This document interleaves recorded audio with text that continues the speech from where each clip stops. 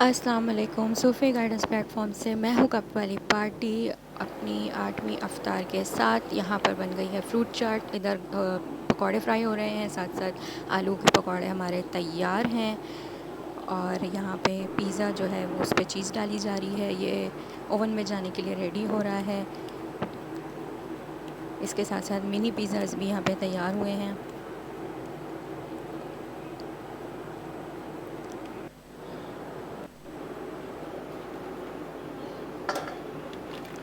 और ये है हमारे पिज़्ज़ा की फ़ाइनल लुक। ये बेक होकर आ गए हैं पिज़्ज़ा।